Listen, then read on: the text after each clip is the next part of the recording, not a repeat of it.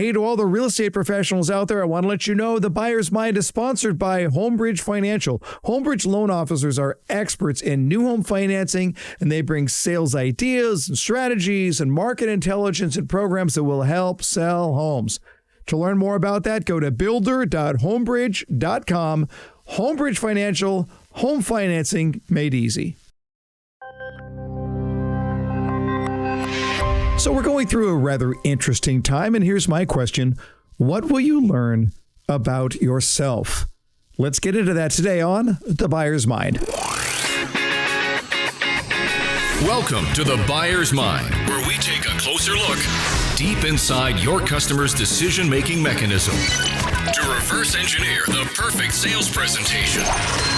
Now, please welcome your host, Jeff Shore. Well, welcome everyone once again to another edition of The Buyer's Mind. I am your host, Jeff Shore, and this is the podcast where normally we talk about the way that buyers make purchase decisions. But today, we're just going to keep it topical and talk about what's going on in the world right now and ask ourselves this question, not what are we going through, but what will we get out of it? How will it change us? And I want to start this way with something that I'm learning about myself in this time.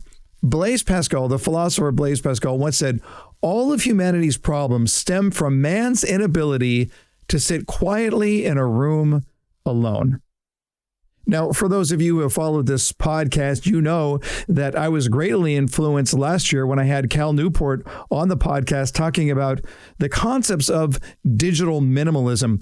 And I recognized at that time that I was rather addicted to all things digital, particularly my smartphone, which I carried with me and checked all the time, regardless of where I was and what I was doing.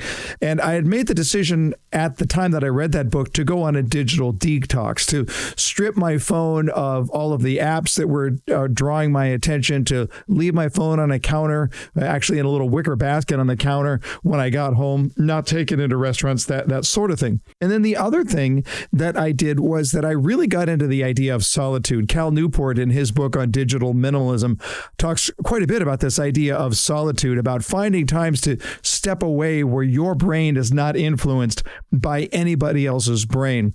And I'm so grateful that I've been practicing that discipline, and I'm going to confess, it did me just a world of good. It has really, really been helpful for my mindset until recently. And my wife, Karen, has mentioned to me a couple of times in the last week that I am back into my old habits, that I am back into constantly checking the news, constantly looking to see what's going on. So I started to ask myself the question, what am I learning about myself, right? When I'm going through a difficult time, a confusing time, it's not just how do I get through it, it's how do I become a better person because of it? At least that's the way that I like to approach these things. So it takes some diagnosing because, Dan Sullivan, the founder of Strategic Coach, says all change begins by telling the truth.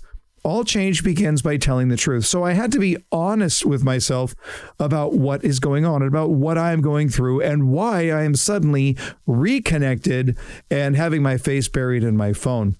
And I think as I diagnose the problem, that it comes down to this. The brain really dislikes the unknown. Okay? When we think about fear, when we think about the fear of the unknown, the problem with the unknown is that the unknown is out of our control. Now, I talked about this a couple of weeks ago on the podcast with Anthony Iannarino. I don't consider myself to be that much of a control freak, so I don't have as much anxiety as some people do in that regard, but I'm still struggling with it. I'm still struggling with the idea of feeling out of control. So then what happens? I say, why am I out of control? Well, because I don't have enough information. That's why. So what I have found is that I've been trying to seek out more information in order to eliminate some of the unknown. And then what happens? Well, now I'm going to scroll through. I'm going to look at all the different opportunities out there. My Google News feed, Drive Time Radio, Facebook feeds, podcasts, online publications, e-zines, emails from other people, whatever it is that are going to be assaulting me, that are going to be coming at me. And frankly, they'd be coming at me anyway, even if I wasn't seeking them out. But what happens next? You know what happens? We overfeed on the panic. Hey, time for a quick break while we figure out how to pay for this podcast. Well, this podcast is sponsored by Novi Home. Novi Home is a digital sales and marketing tool that gives your new home sales team everything they need for powerful follow-up. In our changing environment, Novi Home allows you to engage buyers when you're not face-to-face. Novi Home offers your buyers a phenomenal digital buying experience that is personalized for your company. Novi Home also takes all of your marketing materials and plugs it into your branded builder app. Novi Home's analytics give your sales team real-time insight into which leads are engaging and exactly what they are looking at, which enables powerful follow-up. Visit novihome.com to schedule a demonstration today. That's novihome.com. Listeners of this podcast will save 10% on the monthly service. All right, back into our topic now. Now, Seth Godin on March 20th wrote a phenomenal blog post, and one of the things he said was that fear needs a network. That panic needs a network. If one person panics and nobody else responds, then that panic does not spread. But if one person panics and it leads to a whole lot of other people panicking, then what happens? You get this network effect. So when we think about all those different sources out there that are all feeding me panic, what do you think is going to happen? I mean, I'm ashamed to admit it, but I've got an app on my phone called Breaking News, where I can get breaking news from 20 different sources at any given time that'll tell me exactly what's going on.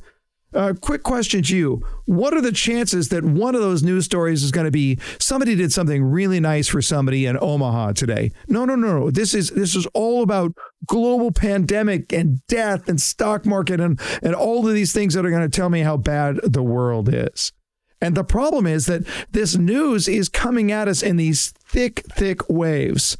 So collectively, these things represent a network by which the fear intensifies. In other words, now I can say I'm well informed and I feel much worse. Now, the reason that it concerns me that I've been asking myself the question, and it really is an important question, what will I become on the other side of this thing? What will I learn about myself? How will I be a better person?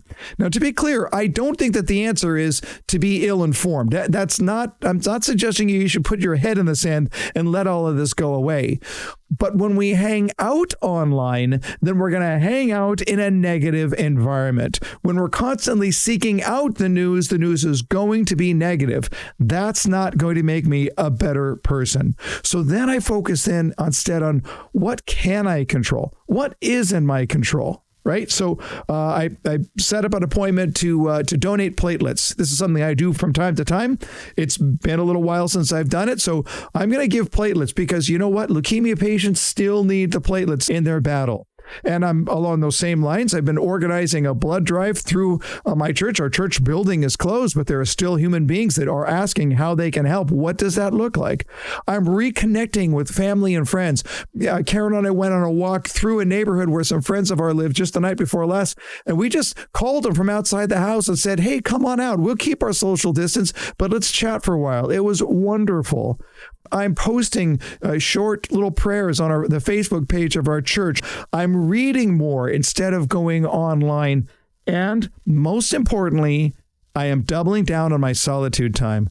On that time where I'm simply walking away from my desk, walking away from my phone, and just enjoying the solitude and letting my mind calm down. Remember what Seth Godin said, fear needs a network. But on the opposite side of that coin, calm has a dampening effect on that fear. Look, the world is a crazy place and we're going through some difficult times. I do not want to minimize that. But what can you control? Ask yourself the question, what can you control? You can control the action steps you take, you can control your attitude, and you can control the amount of time that you spend online. What can you control? Go do more of that. And then finally, to quote one of my favorite movies of all time, and I will leave this episode of the podcast this way, my friends, go out there and be excellent to one another.